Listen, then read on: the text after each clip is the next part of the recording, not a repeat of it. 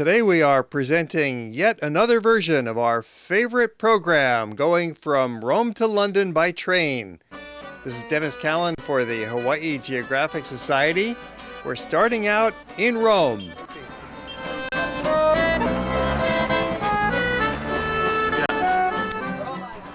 And what better way could there be to start out than to have a fantastic meal of some fresh pasta and fresh salad. Italian pasta. This is one of the reasons that we've come to Europe, to enjoy some fantastic foods.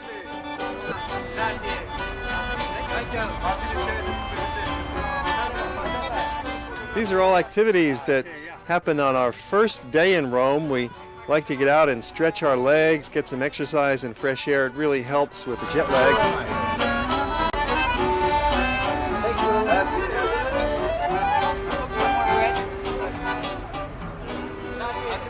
Passing by the Museum of Rome. That's the City Museum of Rome. They focus particularly on Roman history of the 1600s and 1700s. This is one of the talking statues in the city from ancient days.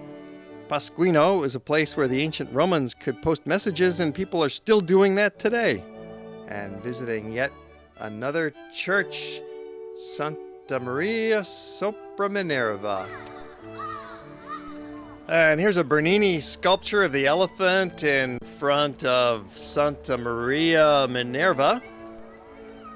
This church was built during the Gothic period. It's really the only significant Gothic church in all of Rome. It contains a statue by Michelangelo and some important tombs inside. And for a quick look at the Baroque style, we pop into San Ignacio.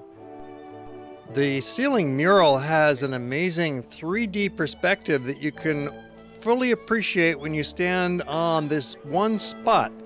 From here, all the lines of perspective come together, and it creates an amazing illusion up above. The rest of the church has got nice decorations with marble angels and colored marble columns. There's tombs of lapis lazuli. The different saints are glorified inside San Ignacio. But above all is that ceiling mural by Andrea Pozzo that was painted in 1684.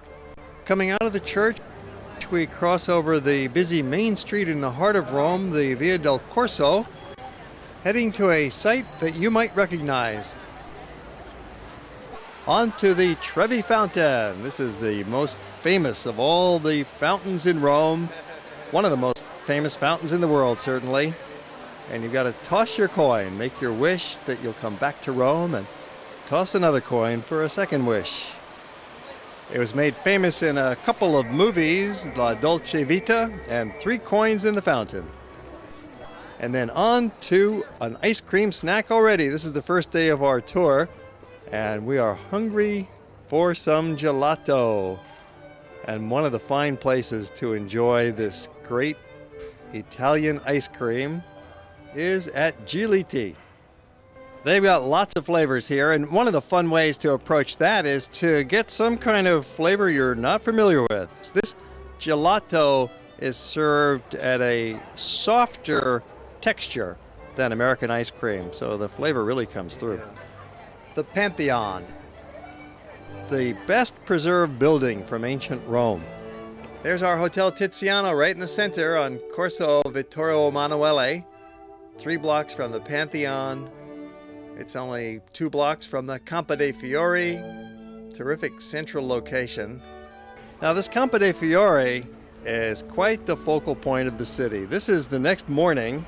Obviously this is all fresh produce, fruits and vegetables, salads. This is where a lot of the chefs in town come to pick up their food for their day's cooking as well. And of course the locals are picking up their items for their daily shopping. That's a tradition in Rome and Italy, throughout Europe in fact. They like to buy their produce fresh daily. Well, it's nice to look around. We're not going to be doing any cooking probably, but we could buy some fruits, take a lot of pictures, and just soak in the atmosphere. Love to walk through these cobblestone streets and see the little courtyards. Many of these buildings are about 400 years old and they've been continuously occupied. We stay for 3 days in Rome, which gives us plenty of time to see the major sites and go into the little back streets and see slices of daily life. It's very rewarding in your travels to have some time like this where you can simply walk through these quiet, peaceful residential streets. They're very historic, but they don't have the real headline monuments. It's something that takes you off the beaten track and into the neighborhoods where the actual Romans lived. And then you come across giant complexes like this. It's the Piazza Farnese and the Farnese Palace with a facade designed by Michelangelo. And behind there's a bridge also reputedly designed by Michelangelo. Today the Farnese Palace is the French embassy in Rome. Before it was the home of a very rich and powerful family, the Farneses, who produced several popes. Now we're walking along Via Giulia. This is a straight road, as you can see. It was designed about 500 years ago, and today it has some old antique shops and art galleries. There are some private apartments along Via Giulia. It used to have palaces lining the road. It was a very important street back in the days of the Renaissance and during the 1600s. It was basically the main street of Rome. Now it's a little back street.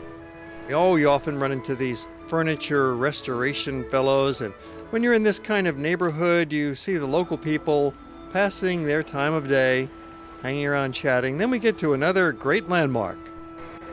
This is Chiesa Nova, the new church in the high Baroque style. Now we're visiting these churches not so much as any religious pilgrimage, but it's to see the incredible artworks and the architecture. Carrying on with our walk, which leads us to the Castel SantAngelo with a nice view across the Tiber River looking to St. Peter's and the Bridge of the Angels. And Hadrian's tomb. This always makes a great photo op for our group picture. Rome, a city of sidewalk cafes. The weather is pleasant here for at least half the year. You can sit outdoors and be entertained and take in the great historic sites. Now we're walking down another relatively quiet street. It's the Via dei Coronari. Cute little side alleys and staircases and more of the furniture dealers, the antique dealers, and the restoration experts at work here. Via dei Coronari today has got several dozen art galleries and antique shops. In the old days, 400 years ago, it was the street that led to St. Peter's for the pilgrims, where they would purchase their rosary beads. That's what coronari means, rosary beads. And there's these cute little side lanes leading off from it. Wouldn't you like to sit down and have a meal there, or stop on the corner and pass some time of day with your neighbor? This is Roman street life at its best, at its most relaxed. The cloister of Santa Maria della Pace is a small space, but a very important one, because it was an early work by the architect Bramante, who went on to design St. Peter's Basilica. The cloister is just behind the small circular facade of the church Santa Maria della Pace. Around the corner, we are back into the Piazza Navona.